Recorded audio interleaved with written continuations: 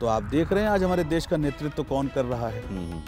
ये भी एक बहुत बड़ा संदेश है। 10% पास हो जाते हैं जो, उनका मनोबल कमजोर होता है तो वो भगवान को श्रेय दे देते हैं, अन्यथा वो ये मानते हैं कि चलो मैं पढ़ा था तो इसलिए पास हो गया। कर्म हर वो कृत्य आपके द्वारा किया गया परिस्थिति और अवस्था में जो आवश्यक है।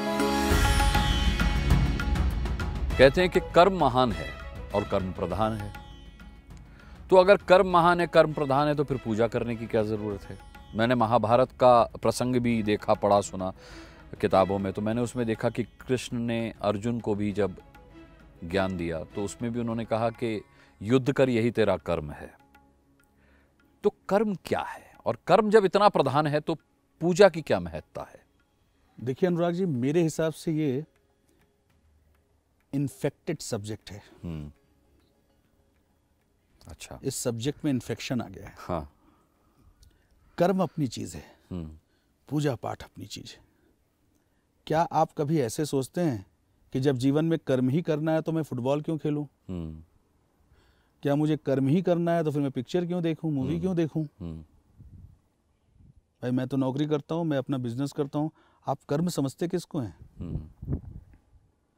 कर्म हर वो कृत्य आपके द्वारा किया गया परिस्थिति और अवस्था में जो आवश्यक है। अगर आप रसोई में खड़े होकर खाना बना रहे हैं तो उस वक्त भोजन को पर्याप्त मात्रा में पकाना और उसमें उसके मिश्रण डालना वो कर्म कहलाएगा। जब आप पढ़ रहे हैं तो पढ़ाई के लिए जो चीज आवश्यक है वो आपका कर्म कहलाएगा। जब आप किसी संबंधों का निर्वहन कर रहे हैं, संबंध निभा रहे हैं, वहां पर आवश्यक जो भी चीजें हैं, आवश्यकता अनुसार जो भी आपको करना है वो आपका कर्म कहलाएगा। पूजा से लोग कर्म इसलिए जोड़ते हैं, वो दरअसल अपनी सफलता का प्रतिबिंब देखना चाहते हैं कि मैं कर्म से सफल होऊंगा कि पूजा से सफल होऊंगा। ये लोग कंफ्यूज हैं थोड़ा। तो मैं ये संदेश देना चाहूंगा कि सफलता तो हर हाल में तुमको अपने कर्म से ही मिलेगा। पूजा से सफलता नहीं मिलने वाली। अच्छा, कौन सी सफलता? वो जो आप सोच रहे हो। हाँ। आज शाम को आपका टूर्नामेंट है तो आप 2 घंटे किसी देवी देवता भगवान की आप आरती अर्चन करो, अनुष्ठान करो, तो आप नहीं जीतोगे। आपको वो 2 घंटा शाम के टूर्नामेंट के लिए अपने फुटबॉल के अभ्यास में जो कर्म करना है उसमें देना होगा। फुटबॉल तो आपने बहुत बड़े परिप्रेक्ष्य में कह दिया। छोटे से एग्जाम को देने जब बच्चा जाता है तो कहता है भगवान जी बचा लेना। एक संस्कार सा बन गया है समाज में। तो भगवान कहाँ से आके बचाएंगे? और आप देखिए 90% भगवान नहीं बचाते। 10% पास हो जाते हैं जो, उनका मनोबल कमजोर होता है तो वो भगवान को श्रेय दे देते हैं, अन्यथा वो ये मानते हैं कि चलो मैं पढ़ा था तो इसलिए पास हो गया।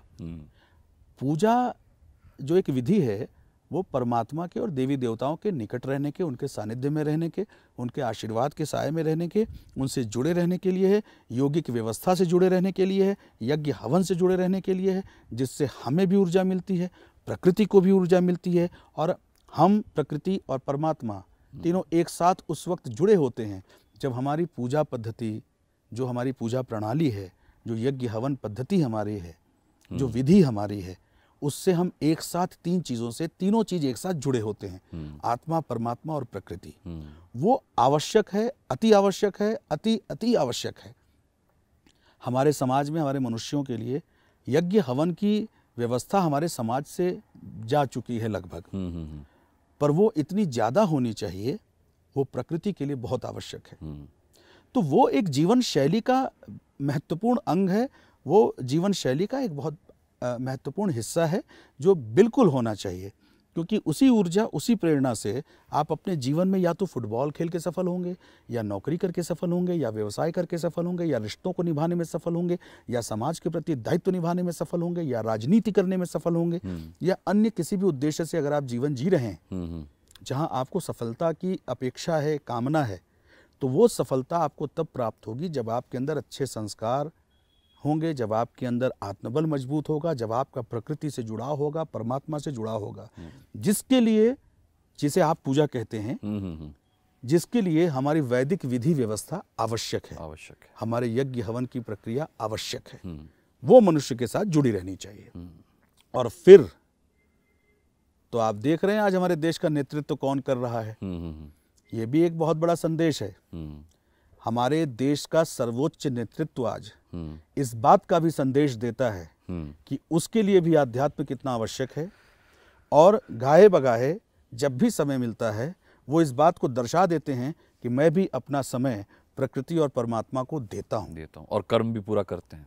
कर्म तो मैं कोई पक्षपात तो नहीं है और न मेरा कोई लेना देना है किसी राजनीतिक दल या पार्टी से, पर इतना ज़रूर है कि मैंने अपने जीवन में एक राजनीतिक व्यवस्था में किसी व्यक्ति को इस प्रकार कर्म करते हुए नहीं देखा है।